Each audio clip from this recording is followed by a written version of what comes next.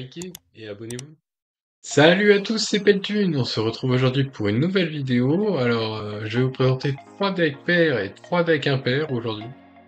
On va commencer par les decks pairs, donc druide pair. Le but c'est quoi? C'est, vous avez des dragons pour grossir en mana, vous avez Astalor, vous avez Kazakusan qui permet de recréer un deck une fois que vous avez plus de cartes dans votre deck, donc plutôt pas mal. Et dans le ETC, en fait, souvent vous prenez Guf pour grossir en mana jusqu'à 20 de mana. Sinon, il y a Graine de Poison si vous êtes un peu trop dans la sauce, et Élémentaire Cendreux pour tuer les mashquettes. Voilà. Voilà le deck Druide pair. Alors voilà le paladin pair. Donc le paladin pair, le but c'est quoi? C'est d'essayer de choper appel aux armes pour invoquer 3 serviteurs qui coûtent 2 ou moins. Donc les serviteurs 2 ou moins, vous avez Seigneur de la Toile Neruba, super fort. Prospecteur d'or pour piocher, Liadrine pour mettre des boucliers divins, Kotori pour doubler vos sorts quand vous allez booster les serviteurs. Ça pour piocher un sort du sacré, et ça pour la Furie des Vents. Furie des Vents, vous pouvez mettre pour Kael'thas, Madadal ou Bénédiction des Rois pour booster la Furie des Vents, c'est très fort. Des fois on peut gagner juste avec ça quand vous piécez sa tour 1. Bon voilà, on a un peu de la game avec le Jardin des Grâces, Jardin des Grâces sur la Furie des Vents, c'est n'importe quoi. Voilà pour le deck Paladin pair. Alors maintenant voilà le deck Shaman pair. Bon, comme vous avez vu, moi j'aime pas Shaman donc j'ai pas les cartes, mais je vais vous présenter quand même le deck et je vous mets le code en description également. Donc c'est un Shaman pair, donc totem. On a des sorts à 0 pour booster nos totems. Derrière on a l'arme qui est vraiment super forte là, qui permet d'invoquer un totem aléatoire chaque fois que vous tapez. Nouveau mecha du coup qui permet de déclencher 2 fois votre pouvoir héroïque, donc d'invoquer 2 fois plus de totems. Le totem ancré, donc ça c'est à garder en main de départ, c'est une fois que vous avez invoqué un serviteur qui coûte 1 comme un totem, vous allez lui donner plus de plus 1. Créalite à garder en main de départ, donc vous gardez Créalite pour booster votre totem ancré. Les sorts à 0 ça se garde aussi. Il y a nouveau Zilax de luxe, que en général vous allez jouer pour 0. Donc c'est 5-7 pour 0, c'est pas mal. Et en général les 8-8 et les 5-5, pareil, vous allez jouer pour pas cher. Donc le deck est... Vous avez le pouvoir héroïque qui coûte 1, donc c'est vraiment super fort.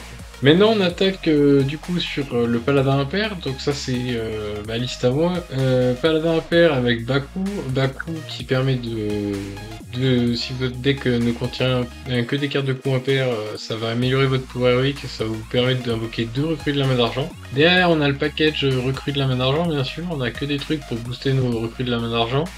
Une petite combo Régis qui permet de booster, de mettre un boost permanent à chaque fois que vous allez invoquer un serviteur recrue de la main d'argent, avec Ruini, il y a un lieu en fait qui vous permet d'invoquer une copie d'un serviteur, de lui donner plus 3 PV et provocation.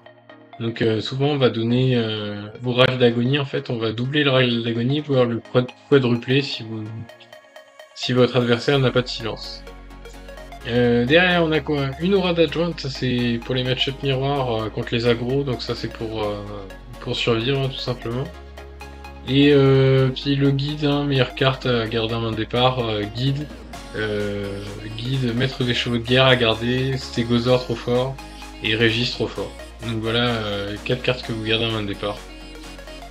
Voilà pour le paladin impair. Donc voilà le voleur impair que j'ai construit du coup et avec lequel je joue en légende. Donc c'est un voleur, du coup vous avez une arme de 2 pour 2 avec le pouvoir héroïque. Les gardes en main de départ, c'est fournisseur de coutelas pour la pioche.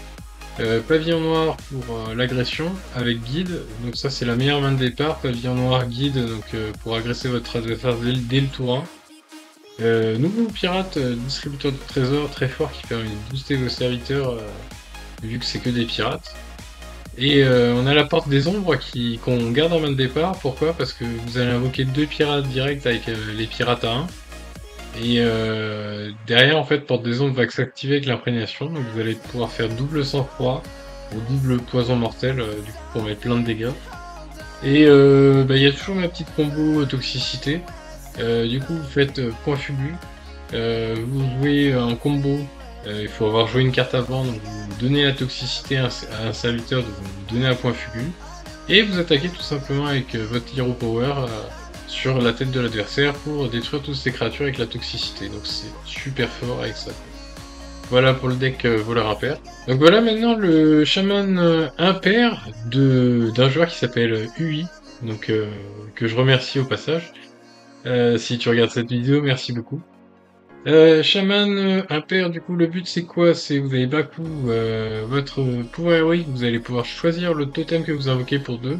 Donc vous allez choisir à chaque fois le totem dégâts des sorts, parce que du coup, dans votre deck, il y a quasiment que des cartes avec surcharge et dégâts des sorts. On joue autour de cette thématique, et comment dire, il y a une carte,